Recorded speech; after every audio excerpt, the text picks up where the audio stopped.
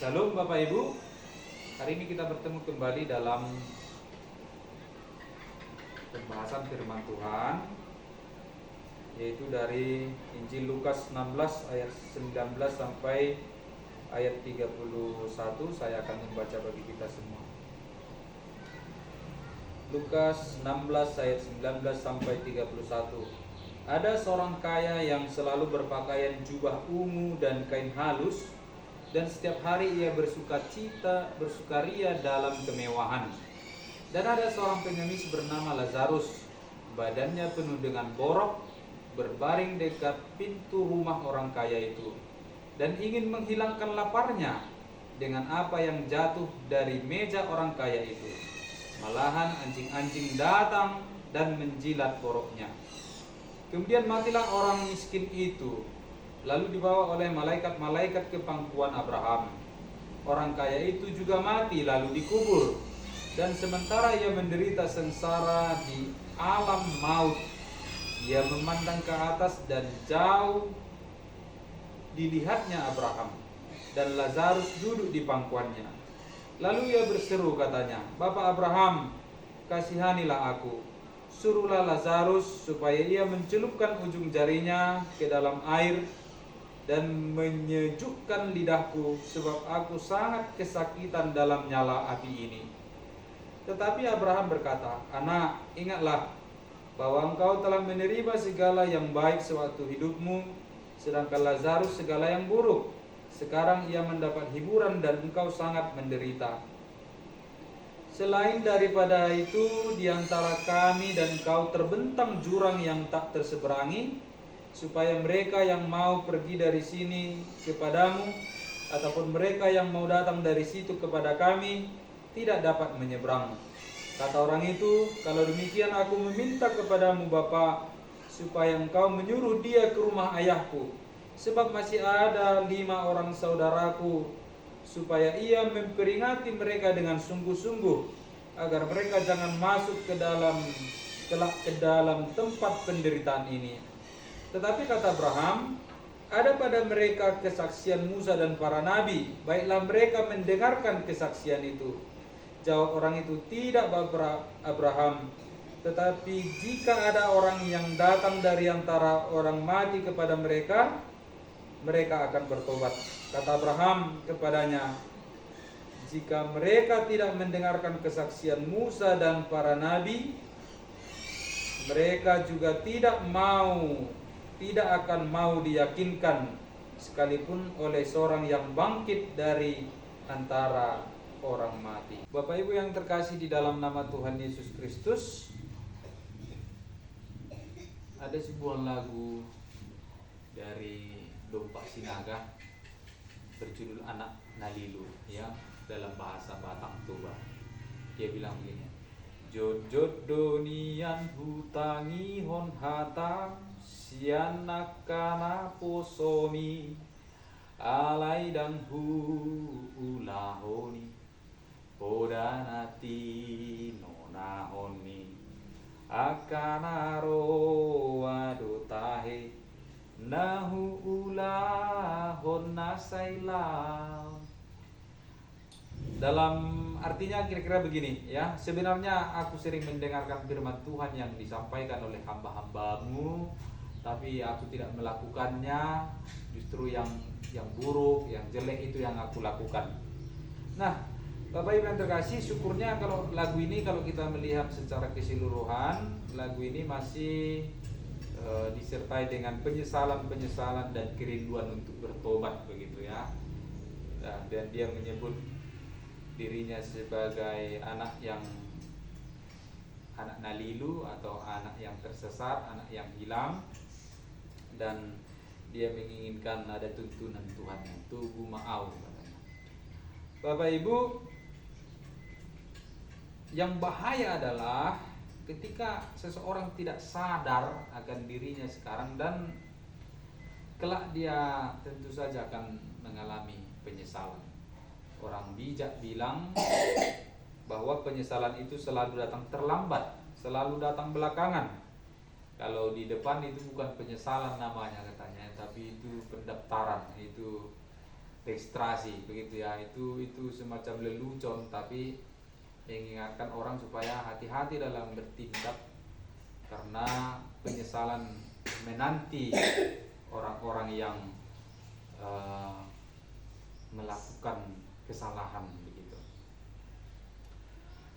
Kisah tentang orang Lazarus dan orang kaya dan Lazarus yang miskin ini, Bapak Ibu, tentunya masih berhubungan dengan ayat-ayat yang sebelumnya, terutama pasal yang sama, yaitu Lukas 16 ayat yang ke-9, ketika dikatakan, dan aku berkata kepadamu, ikatlah persahabatan dengan mempergunakan mamon yang tidak jujur, supaya jika mamon itu tidak dapat menolong lagi, kamu diterima di dalam kemah abadi.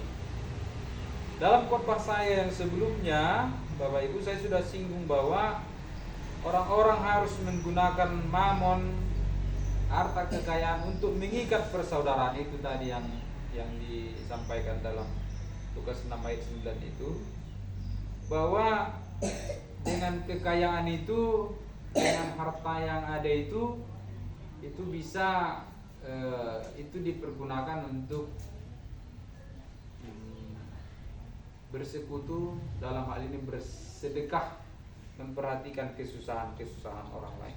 Tapi justru firman Tuhan yang kita baca, teks yang kita baca ini adalah sesuatu yang bertentangan, ya, bertolak belakang daripada firman itu. Bagaimana kita akan melihat orang-orang, ya, yang hanya melakukan atau mempergunakan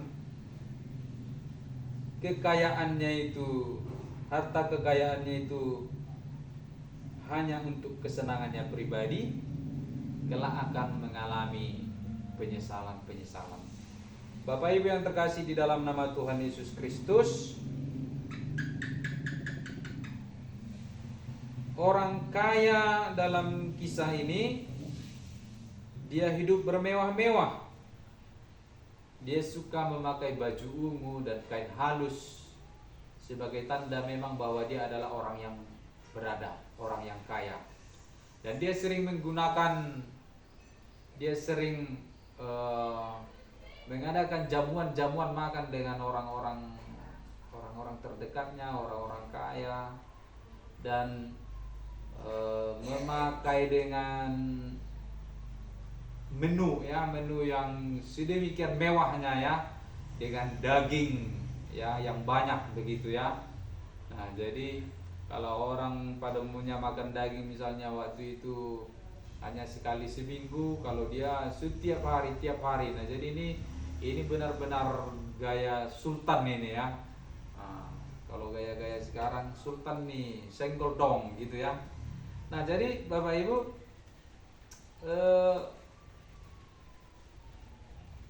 malah untuk membersihkan lemak-lemak daging yang ada di tangannya atau di jari-jarinya itu, orang-orang kaya itu kadang-kadang membuat roti, ya, mengambil roti dan meremukkan, sehingga dengan roti itu mengangkat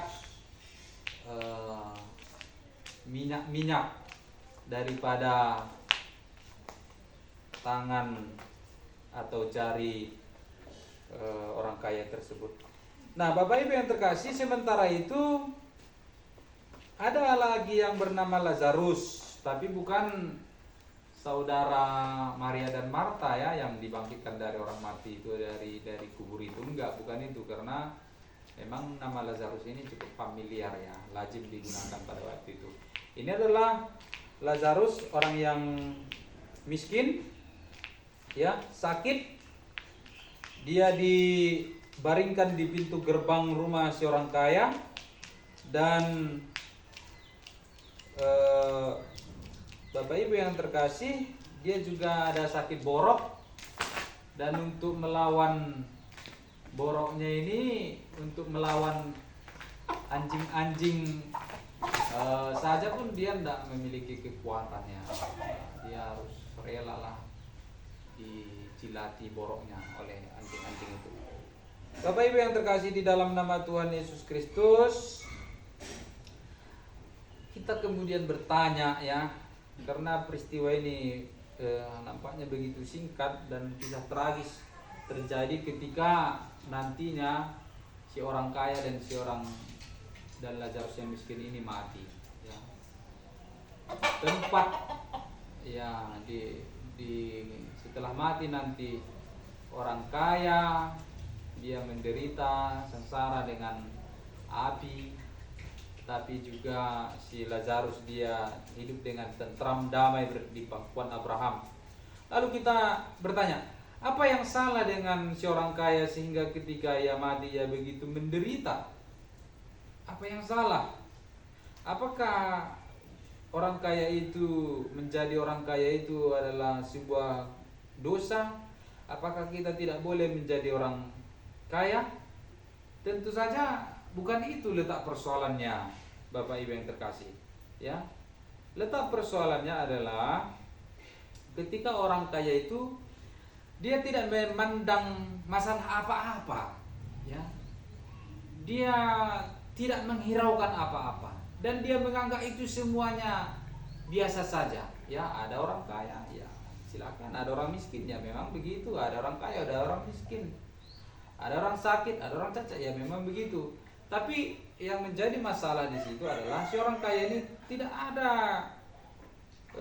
upaya apapun, ya, dari hidupnya yang berkelimpahan itu, yang bermewah-mewahan itu, tidak ada upaya apapun untuk menolong, ya, Lazarus yang miskin ini, sehingga Lazarus yang miskin ini juga, ya, sampai mati mungkin dia tetap dalam keadaan sakit borok seperti itu.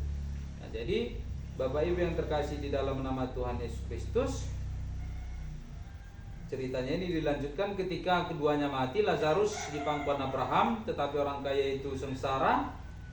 Selain daripada meminta air daripada Lazarus, Lazarus juga diharapkan pulang ke rumah orang tua si orang kaya ini, karena masih ada 5 saudaranya lagi. Mungkin karakternya, mungkin kelakuannya pun juga sama begitu, ya. Nah, Bapak Ibu yang terkasih di dalam nama Tuhan Yesus Kristus, dia berharap supaya Lazarus memperingatkan ke-5 saudaranya supaya benar-benar bertobat, jangan mengalami hal yang serupa dengan dia di perapian ini.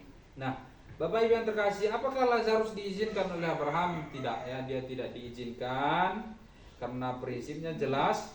Orang yang masih hidup itu dia punya kitab suci, punya kesaksian Musa, punya kesaksian nabi-nabi, punya aturan-aturan, punya kaidah-kaidah, punya aturan dan larangan, punya pengajar-pengajar, punya guru-guru. Semuanya itu semasa hidup itu harus didengarkan, ya. Itu jangan diacuhkan gitu. Tapi itu yang harus dilakukan, ya, diperhatikan dengan baik dan dilakukan dalam kehidupan sehari-hari. Jadi melalui firman Tuhan ini, Bapak Ibu yang terkasih, ada 3 poin, ya. Ada 3 poin yang saya sampaikan. Yang pertama, pakailah harta kekayaan yang ada itu untuk mengikat persaudaraan, dalam arti bersedekahlah terhadap mereka-mereka yang membutuhkan, ya. Memang benar, ya, apa yang kita punya sekarang, ya, itu adalah hasil pekerjaan kita. Itu juga mungkin karena warisan orang tua, sebagian mungkin itu diperoleh dengan membanting tulang, dengan bekerja keras, dengan berkeringat. Nah, tapi bukan berarti saudara-saudara apa yang kita punya itu hanya untuk kita sendiri, ya. Bukan berarti kita tidak lagi menghiraukan orang-orang di sekitar kita. Nah, yang kedua, Bapak Ibu, jangan takut menjadi kaya, ya. Jangan takut menjadi kaya. Dengan perumpamaan ini bukan berarti kaya itu tidak boleh, enggak, ya.